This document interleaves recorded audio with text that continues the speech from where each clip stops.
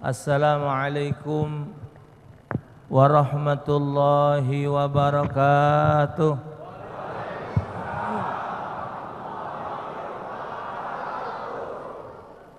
Wassalatu wassalamu ala khairil anam Sayyidina wa maulana Muhammadin wa ala alihi wa ashabihi khairil umam. Wa ba'd, faqad qala Allah Ta'ala fi kitabihil karim, wa la takunu kalladzina nasullaha fa ansahum anfusahum ulaika humul fasiqun. La yastawi ashabun nari wa ashabul jannah, ashabul jannati humul faizun. Wa qala Rasulullah sallallahu alaihi wasallam, ad-dunya mazra'atul akhirah. Sadaqallahu wa rasuluh. Para alim ulama yang dimuliakan oleh Allah, yang saya hormati Bapak Wali Kota Bengkulu beserta wakil, Bapak Sekda, bapak-bapak unsur Muspida yang sempat hadir,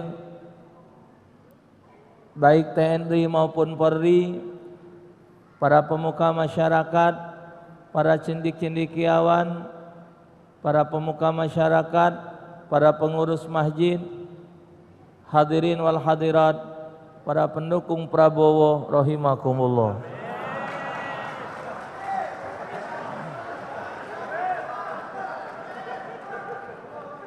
Ma'asyiral hadirin al-kiram, bersyukur saya kepada Allah Subhanahu wa taala dalam usia 45 tahun Bapak, tidak sangko-sangko datang dari hati kecil Bapak Wali Kota untuk meminta saya ngisi tausiah di usia Bengkulu yang ke-300 ini. Terus terang Bapak, 1 tahun 3 bulan ini saya dapat ujian dari Allah dengan penyakit. Mungkin Bapak ngikuti di media sosial bahwa menurut diagnosa dokter, penyakit yang Allah titipkan kepada saya ini adalah ginjal. Dan menurut dokter, ginjal saya tinggal 7%.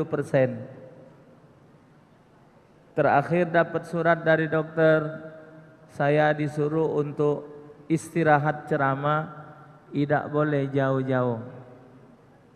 Akhirnya Bapak, 3 bulan yang lalu sudah masuk beberapa jadwal untuk ngisi acara Isra dan Mi'raj di bulan Maret sama bulan April ini. Semuanya alhamdulillah demi kesehatan saya batalkan galau. Ke daerah Tebo, Muara Bungo, Jambi, Tugu Mulyo, semua saya batalkan. Tapi kalau kepengen ke Bengkulu, saya tahankan. Jadi saya tahankan Bapak, minta izin dengan dokter. Alhamdulillah tadi pagi sampai di Bengkulu dan malam ini berjumpa dengan Bapak Ibu sekalian. Semoga pertemuan kita di dunia ini modal untuk kita berjumpa di dalam syurganya Allah Subhanahu wa ta'ala. Bapak Ibu sekalian yang saya hormati, karena kita ini acaranya sudah maghrib. Kalau acaranya sudah isya agak panjang. Maghrib ini sebenarnya panjang juga, tapi biasa jemaah ini kalau sudah dengar azan mulai bingung. Kalau sudah dengar azan, mulai konsentrasinya hilang. Seolah-olah habis azan nak langsung sholat. Ibu bapak, di dalam ilmu fikih, begitu dengar azan, semua aktivitas yang kita lakukan mesti kita tinggalkan. Yang harus kita dahulukan itu adalah sholat, kecuali belajar, kecuali majelis taklim. Jadi kalau ada azan, kita lagi majelis, stop dulu dengar, selesai azan, majelis teruskan. Solat isyaknya lebih malam lebih afdal. Tidak menjadi dosa dan tidak haram hukumnya.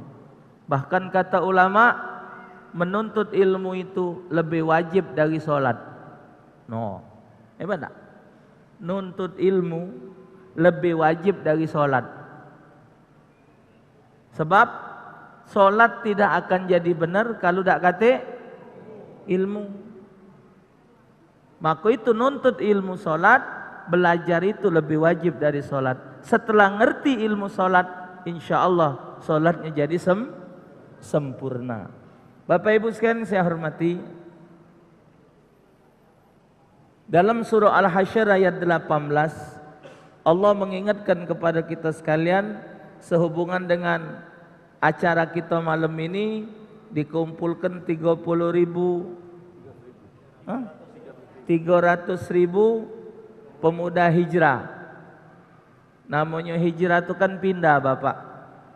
Yang namanya pindah itu dari yang tidak baik kepada yang baik. Yang baik itu sudah ditunjukkan oleh Allah dalam Al-Quran, dan sudah Allah kirimkan contoh yang baik Habibuna Muhammad sallallahu alaihi wasallam. Segala hal kita mencontoh kepada Nabi Muhammad. Apa baik? Apa baik? Yang namanya baik dan yang tidak baik itu sudah kita jingok mana yang tidak baik dan mana yang baik. Karena di atas dunia ini semuanya Allah jadikan dua hal, antara yang baik dengan yang tidak baik. Sengaja Allah menjadikan segala sesuatu itu dua. Yang cuman sikok itu Allah dewek. Yang hanya satu itu Allah. Allah tidak boleh dua. Allah mesti satu. Kalau Allah dua kacau. Sikok nak ngujan ke, sikok nak manas ke, sikok nak muntu ke, sikok nak ngayo kan. Jadi akhirnya Allah itu satu. Tapi lain dari Allah, Allah jadikan dua. Yang baik dan yang jahat, yang lanang betino, siang malam. Jadi supaya kita baca ada perbedaan. Ini siang, ini malam. Jadi dengan kejadian itu kita baca milih. Sekarang dalam kehidupan kita Bapak Ibu, kita pacak melihat keadaan perputaran kehidupan antara yang baik dengan yang jahat. Sekarang kita nak nyontoh, siapa yang nak kita contoh? Palembang di Indonesia ni Bapak, yang namanya provinsi ni banyak. Berapa ikut provinsi yang kalau ada acara ulang tahun, acaranya seperti ini. Tuh. Berapa ikut provinsinya yang ada acara, dan di Bengkulu ini sudah berapa ikut gubernur, berapa ikut wali kota, dan berapa ikut yang sudah bikin acara seperti ini. Baru satu. Baru sikok inilah.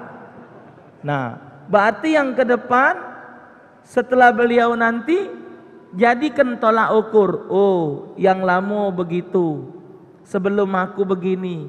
Di antara yang sudah sebelum aku, yang ini yang terbaik, yang bagus. Contohlah yang ini. Maka itu Allah siapkan kita mata dua, kuping dua, pokoknya dua. Nah, segalanya Allah sebutkan dalam Al-Quran, wala takunu kalladzina nasullaha fa'ansahum anfusahum ulaika humul fasiqun. Jangan sekali-kali kamu menjadi manusia, menjadi hamba Allah yang lupa diri. Mereka yang lupa kepada Allah. Kalau kalian lupa kepada Allah, Allah akan jadikan kalian lupa dengan diri kalian sendiri. Itulah mereka yang lupa diri. Itulah orang-orang yang fasik. Lupa diri. Siapa dia ni tak ingat. Dia hidup di pojok dunia ini, dia tidak sadar untuk apa tu dia tidak faham. Tadi kata Pak Wali Kota tadi, kita ada tujuan akhir. Hidup ini tak selamanya di dunia. Hidup ini tak ada mungkin kita selamanya hidup di pucuk dunia ni, tak mungkin. Tak lemak pula bapak. Wong lah mati kalau kita dewean. Tak? Wong lah mati kalau. Kita. Rambut panjang, kuku panjang. Nak beli kopi, kopi katik lagi. Beli beras, beras katik lagi. Nanya pula, kemana wongnya? Uji malaikat mati kalau, tinggal kau tu lah belum mati. Kita nak lama-lama hidup di pojok dunia, bapak nak nyari apa? Apa dia yang kita cari di atas dunia ini? Tidak ada lain. Kita minta dengan Allah umur panjang-panjang apa? Iblis itu minta panjang umur cuman sikok tujuannya. Nak nyari kawan untuk di juru neraka kaget. Ini bapak, yo ada wong penesan di WA. Katanya setan ini bapak sudah ngajukan surat ke Tuhan nak minta berhenti. Karena disalahkan manusia. Ada wong memperkosa, ketangkep polisi. Kenapa anda melakukan itu? Ya pak, saat itu saya kesetanan. Uji setan kau yang lanjak ke aku kau gawak.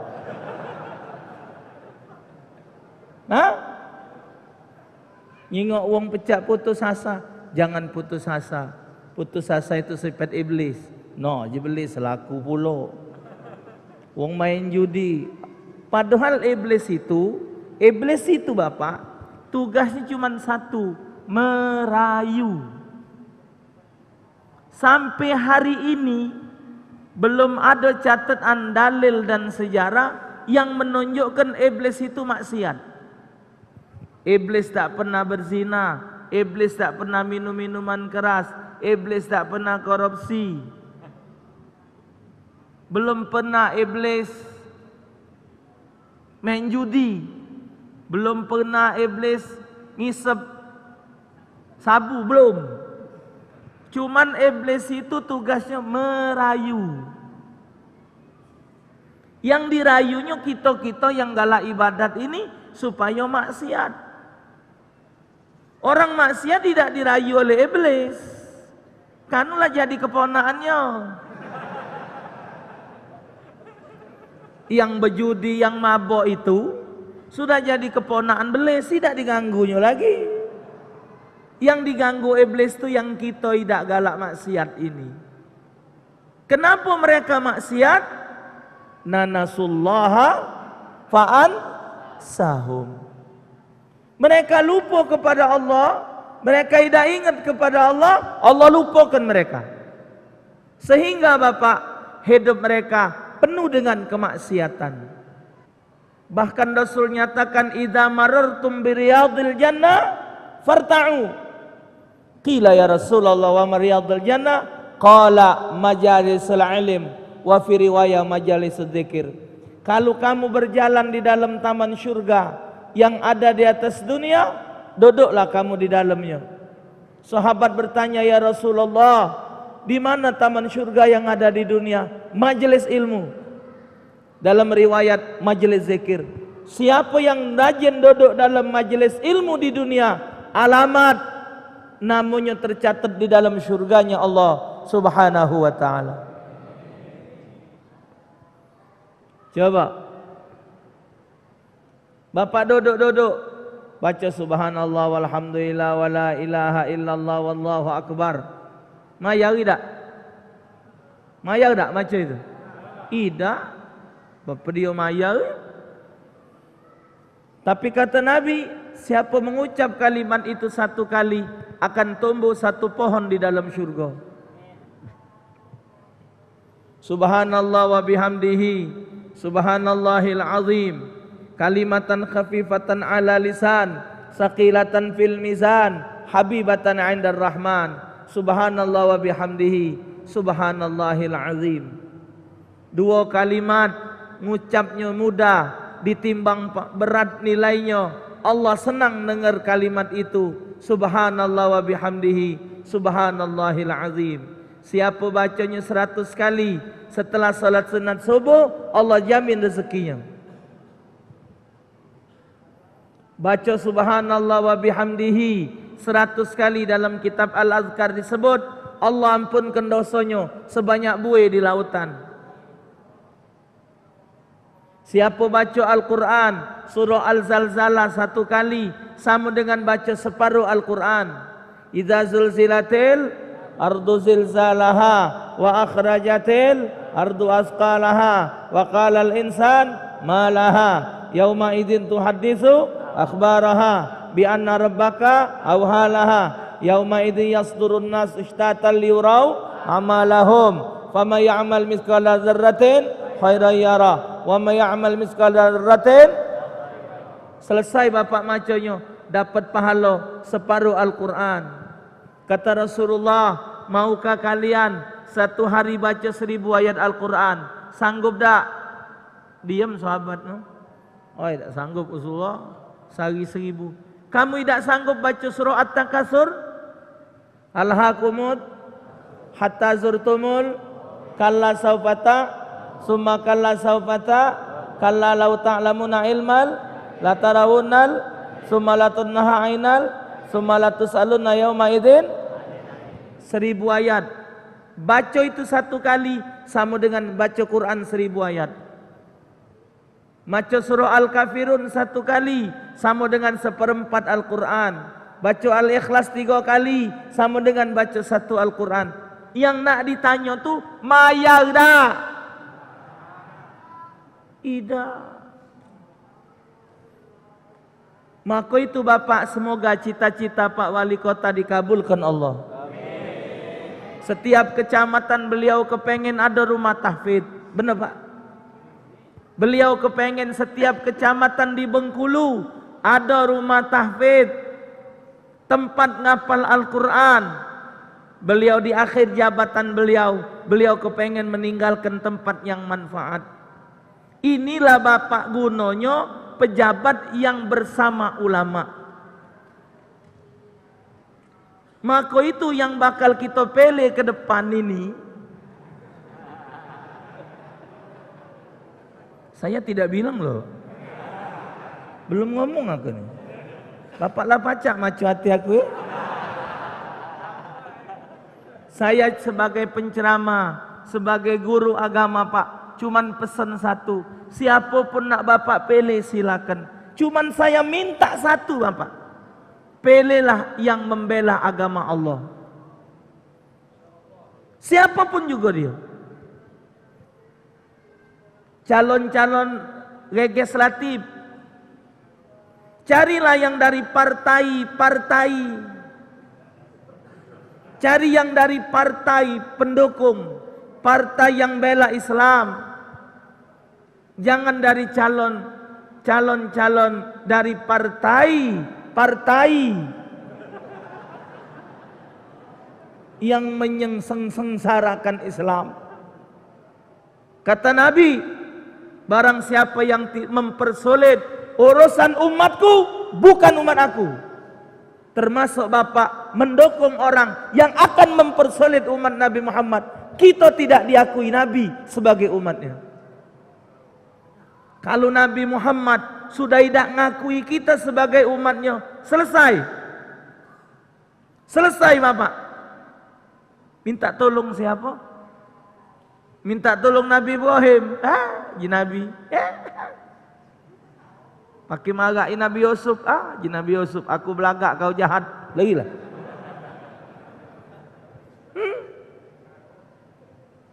Inilah Bapak manfaatnya Bengkulu punya pemimpin yang hatinya dekat dengan ulama. Semua kepala dinas disuruh Bapak hadir majelis. Beliau cuma hanya mengajak, tapi manfaatnya kan bapak-bapak yang ngerasakannya. Apakah beliau yang ngerasanya? Tidak. Kalau tantangan negara jadi baik, kan baik Bapak hasilnya. Kita ini tinggal membenahi hati kita. memilih orang yang membela agama Allah. Kalau soal aturan sudah diatur, kita tidak baca. Tambah lagi Mahkamah Konstitusi, KPU, Bawaslu, mereka punya hak. Sekendak dia baik. Kotak dari kardus. Yang hebat lagi kardus, dinjuk kunci. Keraslah kunci dari kardus lah. Tidak pacak punya dia. Wong gila di kongkon. Wong gila sampai ketawa, Pak. Uji kita ngapa bapak ni ketawa ni? Kami ni memang gila, Pak. Uji wong gila. Kami ni memang gila, Pak, tapi kami tak loloh. Ini ni banyak wong tak gila tapi loloh. Ngapa wong gila di kongkon? Buyan. Kita sudah ada aturan. Bapak ikuti aturan. Cuman waktu nak melenyo itu bapak jangan salah. Turuti bapak. Perhatikan benar-benar. Karena ini menyangkut kehidupan kita. Dan ingat bapak hadis tadi. Wala ta'awanu 'alal ismi wal 'udwan. Jangan saling tolong dalam permusuhan dan kemaksiatan. Orang yang memusuhi Islam, membenci Islam, maka kita nak dukung orang tersebut, berarti sama begitu dengan dia. Man a'ana ala ma'siyatin walau bi syatri kalimatin kana syarikan lahu. Siapa yang saling tolong dalam kemaksiatan walaupun separuh kalimat, itu sama dengan orang yang maksiat. Jadi kita harus memikirkan, membenahi kehidupan kita. Kalau soal aturan negara sudah tanggal 17 April kita datang ngapol sama KPPS, ini nomor kita, ganti kita gawak. Masuk ke bilik, pertama kita buka, kedua kita cocok, ketiga tutup, balik, selesai. Tidak katik cerita.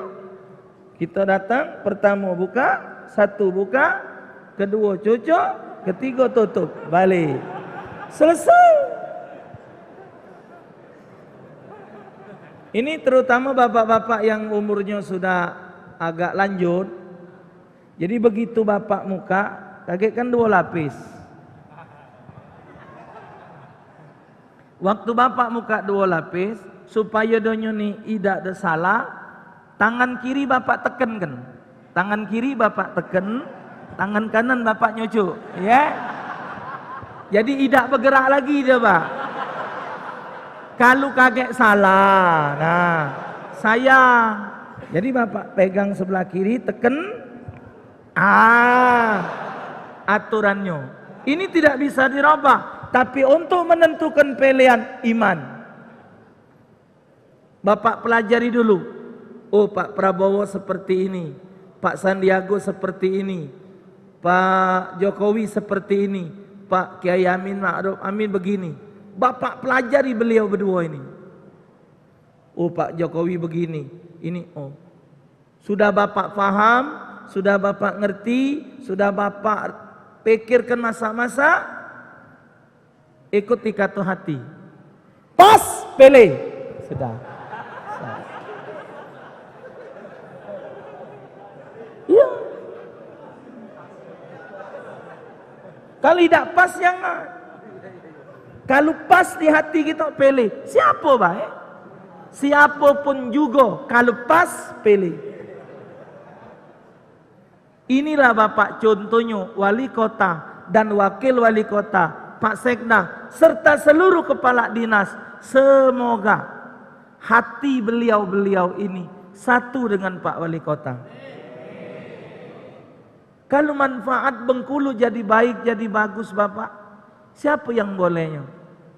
Dan ini bukti kata Nabi, sinfani idza saluha saluhan nas wa idza fasada fasadan nas. al-ulama wal umara. Hadis ini Bapak menyangkut angka 2. Ada 2 hal. Apabila 2 ini kata Nabi baik, maka bangsa ini jadi baik. Kalau 2 ini rusak, maka bangsa jadi rusak. Al-ulama wal umara. Ulama dan umara. Yang benar itu umara natangi ulama, minta nasihat, minta arahan. Pak Bupati, Pak Wali Kota datang ke rumah kepala majelis ulama, benar Bapak. Pak Bupati, Pak Sekda, Bapak Wakil Wali Kota datang ke rumah kiai, apa dia kepentingannya? Kata, kenapa? Kata Pak Wali Kota, tolong antarkan aku ke rumah kiai. Ada nak ditanya. Pasti kalau pejabat ke rumah kiai, nanya hukum, nanya dalil, nyari jalan keluar. Tapi kalau kiai pergi tempat pejabat, apa gawe? Apa gawe? Itu nyari lokal. Ujung-ujungnya banyak makan harta pejabat, hukum jadi berubah. Ini dengar kabar bakal diterbitkan Al-Quran terjemahan yang baru pula. Qul ya ayyuhal kafirun, nak dirubah artinya, wahai orang-orang non-muslim. Tidak lagi kafirun. Wong kafir lagi tak marah. Abu Jahal, Abu Lahab, Abu Sufyan, tidak marah diundang kafirun. Abu Janda ribut. Jadi abu-abu Indonesia inilah yang kacau. La haula wala quwata illa billah. Bapak, jadi tidak ada jalan kita untuk tidak mengisi kehidupan ini dengan kebaikan. Oh, Islam itu tidak berpolitik, tidak bisa Bapak. Kehidupan kita di dunia ini, di akhirat nanti akan Allah tanya, hai Taufik, 17 April 2019, kau waktu itu hidup, siapa yang kau pilih? Siapa yang kau pilih? Aku milih si Anu. Kenapa? Apa sebabnya? Kakek akan ditanya Bapak, minta paparan. Bukan sembarangan. Nak tahu dalilnya? Summa latus alunna yauma idzin. Semua nikmat akan kami tanya, kata Allah. Ingat, duit masuk, duit keluar, hatta yang lebih kecil dari 5 rupiah akan Allah tanya di akhirat. Hati-hati keluar masuk duit. Kita sudah lupa Pak, duit yang pagi tadi nah, dapat dari mana? Keluarnya kemana? Kita sudah lupa. Tambah lagi harta yang kita miliki, tambah lagi pendengaran kita, penglihatan kita, ucapan kita, semua tingkah perbuatan kita akan dipinta pertanggungan jawab di akhirat nanti. Maka itu Bapak, alhamdulillah, semoga dengan acara ini memotivasi hidup kita untuk mengisi kehidupan ini dengan yang lebih baik. Kita ibadat Allah tidak untung, kita maksiat Allah tidak rugi. Kita ibadat Allah tetap mulia, kita maksiat Allah tetap mulia. Allah nyadikan syurga untuk kita, Allah nyiapkan neraka juga untuk kita. Ingat itu Bapak, syurga dan neraka Allah persiapkan untuk kita. Semua itu akan kita dapatkan dari hasil perbuatan kita di dunia. Fal yauma la tuzlamu nafsun syai'aw wa la tujzauna illa ma kuntum ta'malun. Di akhirat nanti tidak ada yang dibalas oleh Allah, tidak ada yang dizalimi oleh Allah dengan azab, kecuali sesuai dengan apa yang mereka lakukan saat mereka di dunia. Tinggal kita berpikir Bapak, nak bahagia atau nak susah. Tinggal kita berpikir, nak sukses atau tidak. Masing-masing kita memiliki kesempatan untuk membenahi diri kita, untuk menjadi yang lebih baik. Semoga Allah Subhanahu wa ta'ala meridhai kita sekalian. Amin ya rabbal alamin. Semoga Bapak dalam waktu yang sangat singkat ini, apa yang saya sampaikan dapat bermanfaat untuk kita sekalian, dan Bengkulu ke depan akan lebih baik jadi provinsi yang terdepan dan menjadi panutan bagi provinsi-provinsi yang lain. Semoga acara kita malam hari ini diridhoi oleh Allah Subhanahu wa ta'ala. Lebih dan kurang saya mohon maaf. Pada Allah ta'ala saya mohon ampun. Semoga hajat kita diterima oleh Allah. Prabowo menang. Sekian. Wassalamualaikum warahmatullahi wabarakatuh.